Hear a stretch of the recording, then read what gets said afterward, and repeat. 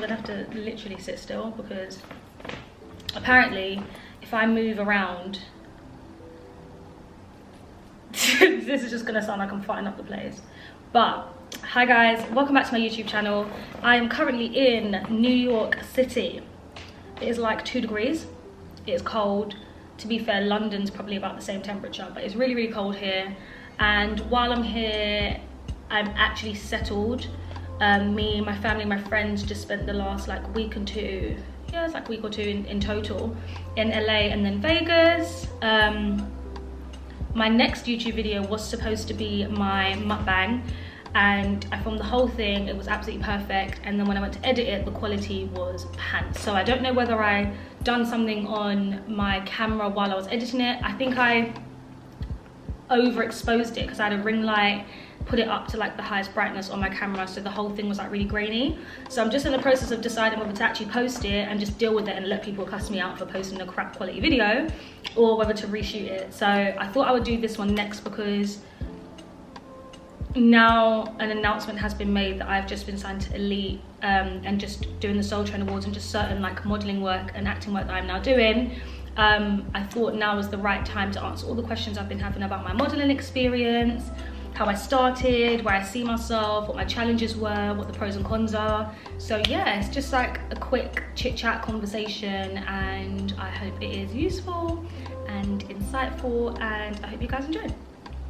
So, okay, wait, my friend's in the shower, I need to close the door. So I thought I'd kind of just start from, I guess, what my most commonly asked question is, and then work to just like more info kind of situation. I think I'm gonna leave my hair tied back for this video because it just makes my life a lot easier. So the first question is, when did you decide you wanted to be a model? When I was like 15. So growing up, I did musical theatre, I did performing arts, I was in West End. I absolutely loved it, and my childhood dream, and my dream still to this day, is to do acting and modelling now. But my childhood dream was to do acting, and I went to Sylvia Young Theatre School, done loads of different stuff, and modelling was never really on my radar as a child. When I was about 8, I did a magazine spread where I did a step-by-step routine. It was like a dance routine, and me and another girl in my class showed the routine step by step, so you could basically teach yourself how to do a dance routine via watching our little mini pictures. And I didn't really see that as like modeling. My mum did though. My mum kind of had this vision, and she was like, this is it kind of vibe. But for me, I didn't really see it. When I was 15, I started doing modeling for like people who had up and coming clothing lines, but again, that was more social media.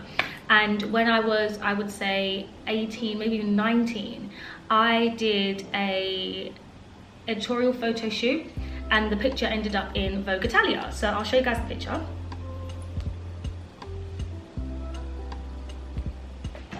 This was the picture. Can you see it? And it ended up in Vogue Italia, and I guess from there I was like, okay, you know what, I really enjoyed that shoot, everything was really, really fun. It ended up in Vogue Italia on my birthday, and I was like, that's quite big. And I was just really grateful, and from there it kind of spiraled in terms of my love for it, my love for doing photo shoots. So I'd say between the age of like, anywhere between like 15 and 18, like those kind of years is when I really started to really enjoy being on set, shooting. I could be on set from 9 to 9, you know, 9 a.m. to 9 p.m. and not complain. I just loved it. I would drop any type of school related activity to make sure I was on set for something. Like it became kind of a hobby that turned into a passion. So that's kind of where I really started. I guess that's kind of how my love for modeling started, and when I decided like, yeah, this is what I want to do, I want to be a model. I went to an all-girls grammar school for my secondary school, done really well in school, but again, I was just a creative, I didn't want to be there. And I remember leaving at the age of 18 and being like, I'm going to pursue my career as a model and actress, and everyone was like, are you okay? And I've worked my butt off to get to where I am ever since. Honestly, this chair's so squeaky. What was your first modeling job? other than the picture that ended up in Vogue Italia, technically one of my first modeling jobs was doing e-commerce for Boohoo, and I did their trans ad. So their trans ad was basically the transition between summer or spring, summer and autumn, winter, and they have a collection typically that comes out right in between. And about maybe 5 years ago now, I did their advert. It was with Lion Babe and a couple of other models who still model for Boohoo as well, and we did their trans ad, which was hysterical, but good. I will see if I can insert the trans ad here. So where do we go?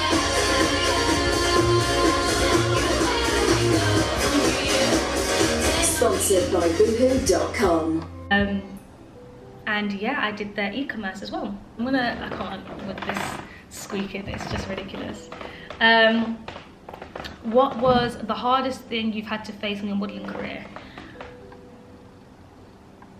Being turned down for a job that I knew I was more than capable of doing because of the color of my skin. Or just being put in a box in general. So I'm only 5'4", so I'm quite petite, so I can only really do commercial modeling. I can't do, well, I say I can't do runway. I've done runway before, but it's not like I can be a Kendall Jenner runway model. Like I can't. I'm just, unfortunately, the way the industry is now, I'm too short. And yeah, I think one of the hardest things I had to face was being told, you know, like, we think you're beautiful, but you're too dark for this, or you're too short for this. So it was definitely being told that I was incapable of doing a job just because my skin tone was a few shades darker than the person that they'd done it, and especially knowing that I was beyond capable of fulfilling everything they needed to do and more. That was definitely my hardest thing I had to face, was hearing that kind of directly eye to eye a few times, because there were quite a lot of agencies or just talent scouts or just auditions I went to in general where people had the balls and the confidence to literally look you in your face and say, hey, sorry, you're just not good enough. That for me was a hard thing to face and a hard pill to swallow. How have you overcome your struggles? Technically I haven't, because they are still there in certain areas of the industry and with certain companies and stuff like that. It is unfortunately still very much a situation of they'd rather hire someone with lighter skin and make them look darker. Or I've even been in an incident where I've been hired for a company that I've modeled for Superdrug and Boots, and they made me 4 shades darker than I am instead of just hiring someone that was of darker skin. So technically I haven't overcome them. I just know that I'm gonna have to work 20 times harder, and I'm just someone that's very willing to work the 20 times harder. So I've overcome it in a sense of, as much as it's still annoying and as much as it still gets to me, I very much have accepted it. It's more the acceptance. So I've accepted it, keeping it moving, keeping it going, and that's kind of all I can do, because the reality is the industry isn't going to change overnight. This industry's been around for decades and decades, so it's not going to change overnight just because I want it to. So you kind of just have to accept it for what it is and do what you can to get to where you need to be, knowing that you're going to have to push and push and push. What was your favorite modeling job? I've worked for some amazing skincare and makeup brands, but I really loved working with the L'Oreal team. One of my favorite jobs I'd done, and I still wear the jacket to this day, is we'd done a campaign where they launched a new range of lipsticks, all different colors, and all the shade names were like either like I achieve, I believe, I am ambitious, I am powerful. They were all empowering and positive quotes, and then whichever shade you modeled, they then had it stitched onto the back of a beautiful vintage leather jacket, like an oversized jacket. And I think for me, just being part of a campaign that stood for something so beautiful was probably my favorite campaign that I've shot yet. Oh my god, this chair, honestly, this chair is a nightmare. If you could give anyone advice, what would it be? 3 things. I'd like combined it into 3 major points. So I'd say my first one would be consistency. That's with everything. Like, if there's something you want to do and you believe you want to do it, and that is like genuinely where you see your life going, don't stop doing it. Even if you have to sometimes work for free, and I know no one wants to hear that, but even if you have to sometimes work for free, sometimes work with people you don't want to work with, sometimes work with companies that you think aren't big enough for you to work with, humble yourself real quick and just do it, because all of that adds to your portfolio. It gets you to where you need to be. And also, don't be afraid to kickstart things yourself when it comes to being consistent. Like, if you're at a place where you can't yet get an agent, do things by yourself. Reach out to brands, just say, hey, like, can I come on set today and help you do this, or can I come on set and be a model for that? Put yourself out there, but continue to do it. My second point I would say is to have thick skin. And I know that's not an easy thing, but one of the things that almost broke me down at the beginning of getting into my modeling career was that I would crumble when I heard no, or I'd be really upset and disappointed if I got told I didn't get a role or something like that, when the reality is that's just not meant for me. What is coming to me has already been written. It can't be changed. It's going to happen regardless. The timing of it might be different, but it's already written for me. There are things in this life that are already written for everyone, whether you believe that or not. That's just what I believe. And you need to have thick skin to constantly hear no, because you can hear no 10,000 times, and on the 10,001st time, all of a sudden it's a yes, and that yes could be the pivotal point of your career. So you definitely need to be able to hear the no's and just understand. You know, I'm not saying don't be upset, like spend 24 hours being upset and then the next day you've got to go back to being a gangster bitch, because anybody out like you cry gangster tears, because you need to know that if that's not for you, something bigger is coming. And the third point I would narrow it down to is having, I don't know how to word, I'm going to merge this into one point. So having self-confidence, but also having a good circle around you. And the reason I say that they come hand in hand is because if there are times that you don't feel confident within yourself, if you have the right people around you, they will give you the confidence that you need in order to push through. Negative thoughts and negative words just breed negative energy, and the more negative you are, the less you receive. The more ungrateful you are, the less you receive. Like, the small things to be reminded of by friends and family, that you know you're alive, you're well. If you are someone that doesn't suffer with any disabilities, you're blessed to have good health. Even if you do, you're still blessed to have good health, because if there's something I've learned, not to invalidate anyone that's going through something, but there could also and always be something else on top. And the reality is 99% of the time the pros outweigh the cons. I think believing that you will get there, no matter if it takes 10 days, 10 months or 10 years, you will get there, is key. And having the right people around you to reinforce to you in your head, like you need your own mini cheerleading squad. And normally, or it should come from the people closest to you, i.e. your closest family. Whether you're in a relationship, it should be your partner, your best friend, your friends in general. But make sure you know the right cheerleaders, not the cheerleaders that want to cheer for you because they think that if you get somewhere, they get somewhere too, but the cheerleaders that cheer for you because they know you're going to make it. You believe in them, then they believe in you, because that self-doubt that can creep in sometimes is the only thing that can ruin it for you.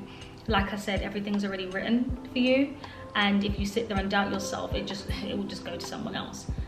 Genuinely believe in yourself, no matter how many people it takes to keep telling you. Even if it's 10%, that 10% can turn into 100. So just make sure you know within yourself, I will get there. But also make sure you say the words, I will get there. Not, oh, I hope, or one day. No, I will. It will happen. Doesn't matter if it takes 20 years, it will happen, and I will be at this point in my life. And believe it.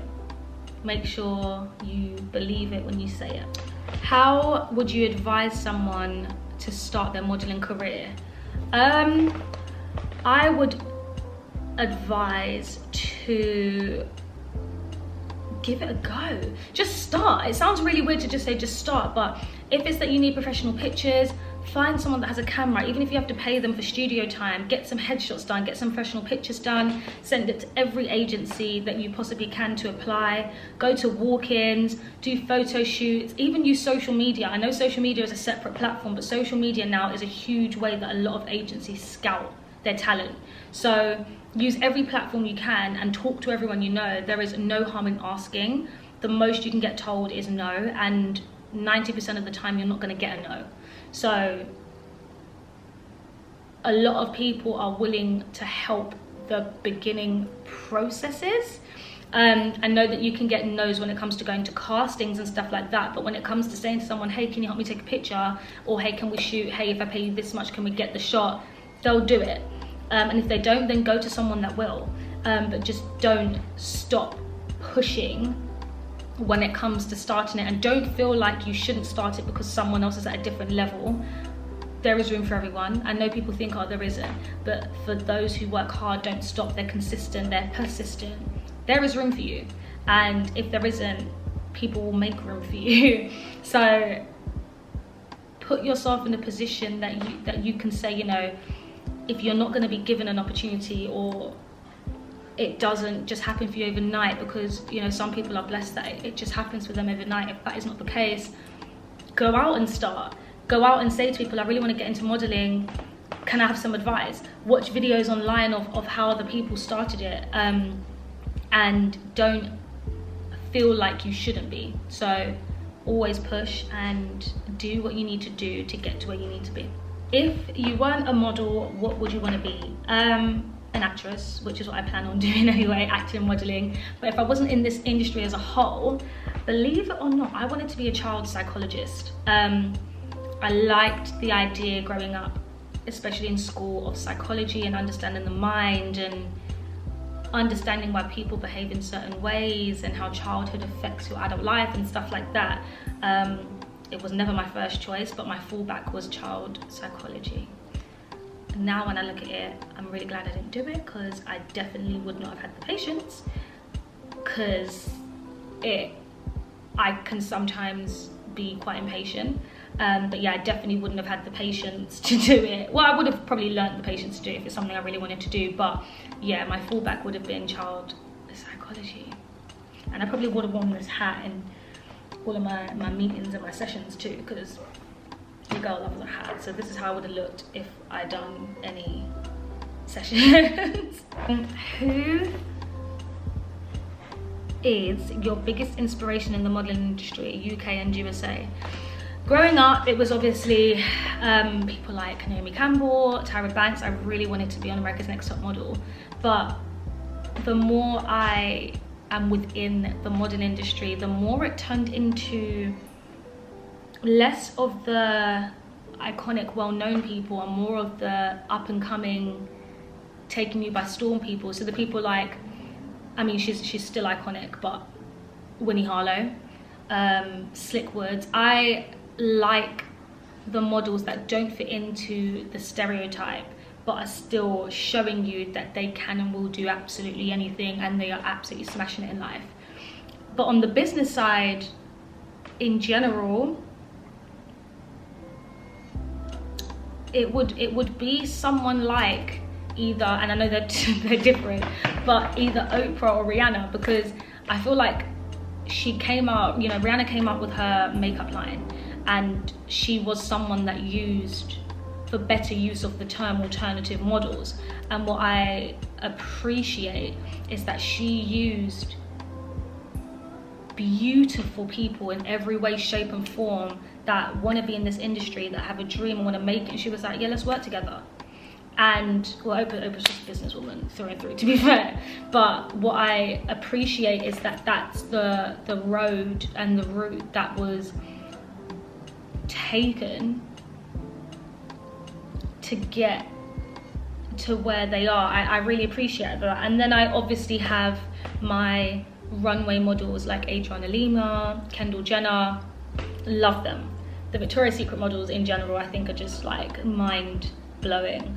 But yeah, I'm starting to really get inspired by the models that know what it feels like to be told, oh, you don't look like the stereotype of what we need, you don't fit into the mold of what we need to model for you, but are still absolutely smashing life, like smashing it. Because if I had a daughter or a son, when I have my children, those are the type of people I want them to look up to. People that keep getting told no, and they're like, okay, well, I'm going to prove to you that if you don't allow me in your lane, I'm going to create my own lane anyway.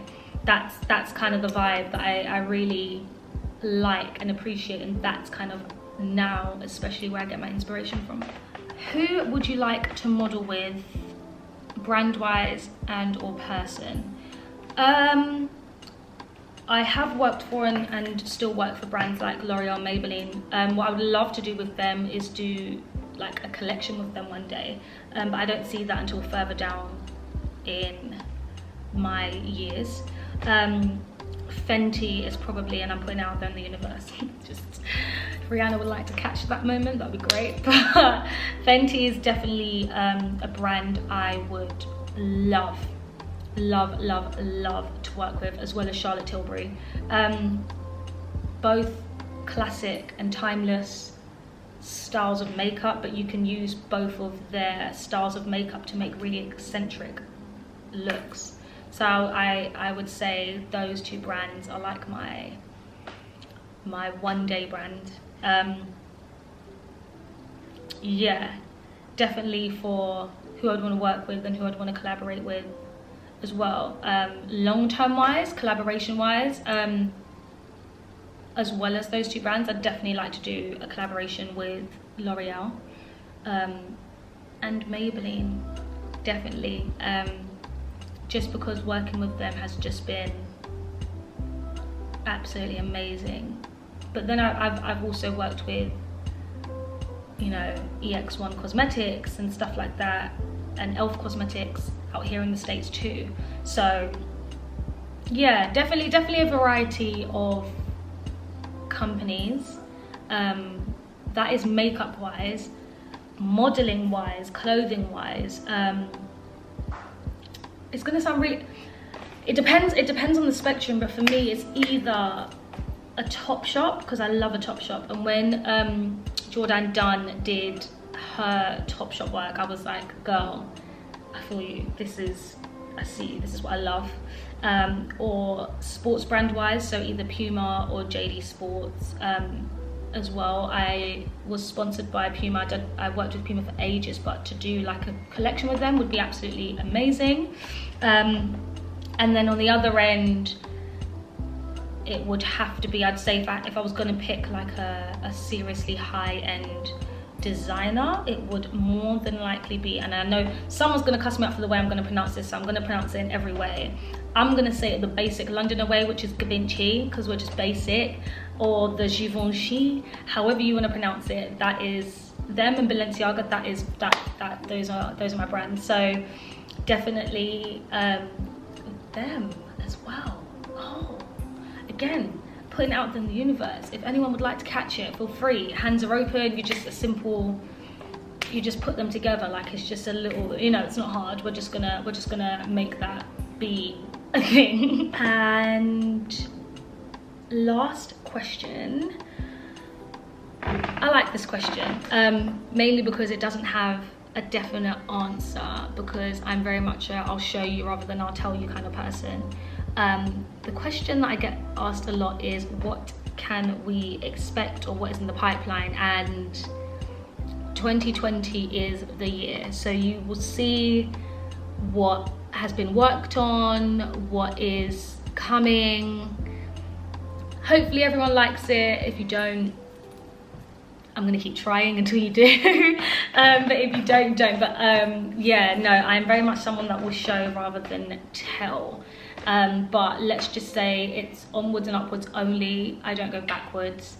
I can only keep pushing. So there are a lot of good things in the pipeline. And I think myself in this squeaky chair are done. Honestly, this chair, right? I probably should have just changed it from the beginning, but I'm so lazy I couldn't be bothered. I'm really, really sorry if it just interrupted the whole vibe. But that is it. If there are any more questions, send them through. These are the most common ones that I receive. But thank you guys so much for watching. I'm so grateful. I hope this is useful for anyone who is trying to get into it or just trying to find out more about me and how I started it. But yeah, I apologize that this was not a food video as promised. That one will hopefully be coming soon when I can get my act together and film it correctly. But yeah, I love you guys. Thank you so much, and I'll see you soon. Bye.